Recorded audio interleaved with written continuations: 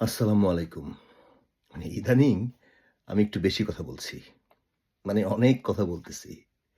এর কারণ হচ্ছে আমি অনেক কথা শুনি, অনেকের কথা শুনি। আর এর মধ্যে সবচেয়ে বেস্ট এবং বেশি যার কথা শুনি সে হচ্ছে খালেদ মহিউদ্দিন। খালেদ মহিউদ্দিন এর মাধ্যমে লোনা রুশদির উচিত কথা আমার দৃষ্টিতে বর্তমান বাংলা ভাষার সবচেয়ে বেস্ট কথার শো।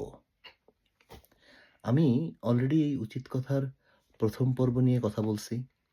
আজকে এর ৩য় পর্বের সামান্য একটু অংশের মাধ্যমে মানে বুঝাইতে চাই যে এত সহজ এবং পরিষ্কারভাবে বর্তমান বাংলাদেশের রাজনৈতিক পরিস্থিতি এবং বাংলাদেশ সরকারের অর্থাৎ ইউনূস সরকারের দায়িত্ব এবং কর্তব্য সম্পর্কে এর চেয়ে মানে পরিষ্কারভাবে আর আমার মনে হয় না কোনো ভাষায় বোঝানো সম্ভব।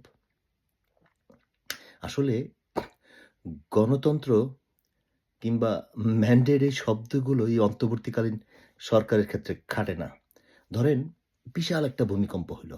রাস্তাঘাট, ঘরবাড়ি সব লন্ডভন্ড হয়ে গেল। মানুষ পড়ে আছে রাস্তায়, এখানে সেখানে বিশাল সব খানাখন্দ, গাছ উপড়ে পড়ে আছে। আর আপনি গাড়ির স্টিয়ারিং এ বসে ক্রমাগত হর্ন দিচ্ছেন। আপনি কারণ গাড়িটি চালাইতে চান।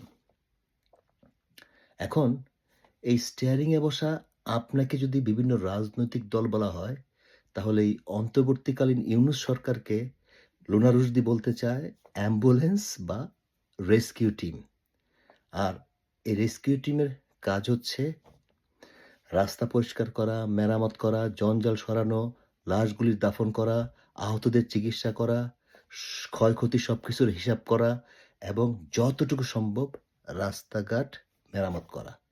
যাতে আপনি অর্থাৎ রাজনৈতিক দলগুলো খুব সহজেই গাড়িটা চালাইতে পারে। আসলে এই অন্তর্বর্তীকালীন সরকারের ক্ষমতা বলে কিছু নাই। এদের দায়িত্ব আছে এবং এই দায়িত্ব পালন না করে এই লন্ডভন্ড অবস্থায় তারা যদি চলে যায়, তাহলে এই জুলাইয়ের আন্দোলনের শহীদদের পরিবারদের অথবা এখনো হাসপাতালে চিকিৎসাধীন আহতদের সমস্ত কিছু মিথ্যা হয়ে যাবে। তো যে জমানো ক্ষোভ থেকে সমস্ত মানুষ একসাথে জড়ো হয়েছিল আরকি এবার গণ আন্দোলনে। যদি আমরা মনে করি যে আবার খুব সহজেই সবাই জড়ো হবে, এটা আসলে সবচেয়ে বোকামির কথা।